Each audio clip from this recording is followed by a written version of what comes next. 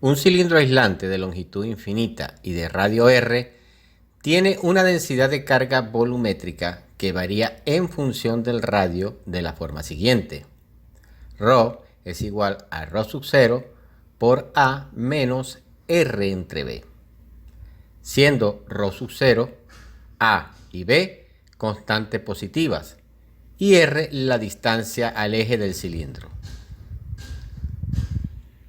Utilice la ley de Gauss para determinar la magnitud del campo eléctrico dentro del cilindro, es decir, R minúscula menor a R mayúscula. El problema nos dice que tenemos un cilindro de longitud infinita, y esto es importante, ya que el hecho de que tenga esta longitud infinita implica que hay simetría y podemos aplicar la ley de Gauss. Bajo este criterio, el campo eléctrico se comporta siempre de manera radial al cilindro. Es decir, que el campo eléctrico va a ser perpendicular al eje del cilindro, permitiendo aplicar la simetría. Y lo otro es que la densidad volumétrica no es uniforme y varía con la distancia del radio. Aquí vemos de forma gráfica el cilindro de radio R mayúscula y de longitud L, pero como el problema indica que es infinita, el resultado no puede depender de este valor. Procedemos a aplicar la ley de Gauss. En este caso, debemos colocar la carga Q encerrada dentro del cilindro en función de la densidad de carga volumétrica. Entonces, como ya sabemos, la densidad de carga volumétrica ρ es igual a un diferencial de carga entre un diferencial de volumen. Despejando, obtenemos la carga igual a la integral de ρ por un dB, donde en este caso ρ es una variable. Entonces reescribimos la ley de Gauss y nos queda. Ahora vamos a verificar si las condiciones son aptas para aplicar la ley de Gauss, es decir, resolver esta integral. Entonces ingresemos una superficie gaussiana cilíndrica dentro del cilindro, donde R minúscula es menor que R mayúscula. Esta superficie no puede ser cualquier superficie gaussiana. En este caso, tiene que ser cilíndrica para que la simetría tenga sentido y obedezca la simetría del problema. Procedemos a tomar un diferencial de superficie del área lateral del cilindro. Como la longitud es muy larga, no nos interesan las tapas. Este diferencial apunta perpendicular y hacia afuera a la superficie lateral del cilindro, es decir, en dirección radial al eje del cilindro.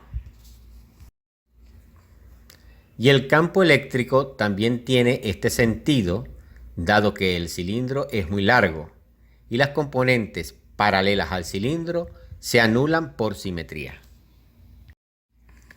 Nos damos cuenta que estos dos vectores son paralelos y se cumple una de las condiciones de la ley de Gauss.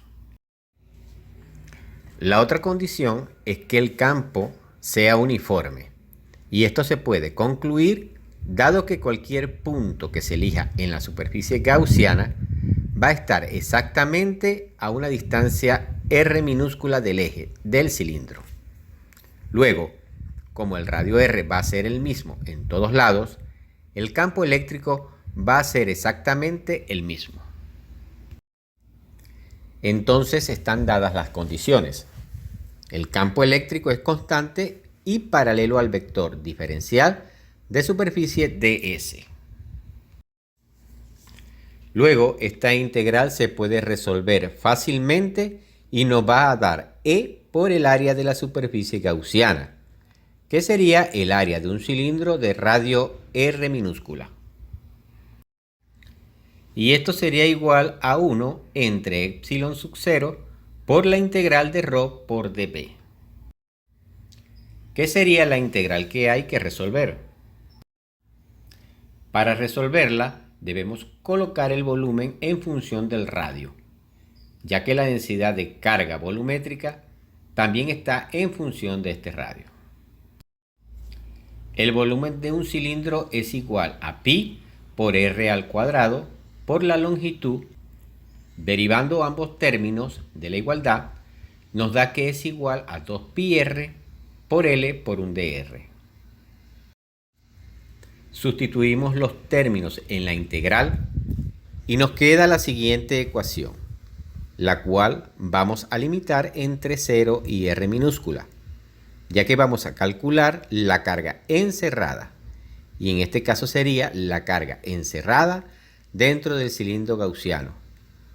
Entonces, va a ser desde 0 hasta el radio de este cilindro interno de radio r minúscula. Sacamos de la integral los valores que son constantes y nos queda esta integral que podemos dividir en dos integrales. La integral de a r de r y la integral de r al cuadrado sobre b por dr. A es una constante y sale de la integral. Y la integral de r de r es r cuadrado sobre 2. Y en la segunda integral, 1 entre b sale de la integral por ser constante. Y la integral de r al cuadrado es r a la 3 sobre 3. Así, el resultado al evaluar los límites de esta integral es la siguiente. Ahora lo que resta es simplemente sustituir el valor de la superficie gaussiana, que es el área del cilindro gaussiano, y vale 2pi por r por L.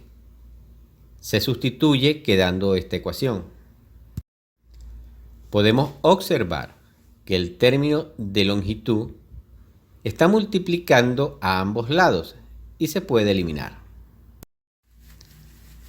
Sacamos de esta expresión como factor común r cuadrado, simplificamos este 2pi con este otro y una r con esta otra r.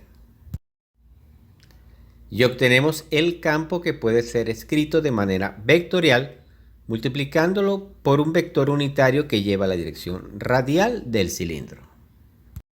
Muy bien, esta sería la respuesta del campo eléctrico dentro del cilindro, donde podemos apreciar que el campo eléctrico dentro del cilindro crece a medida que crece el radio R.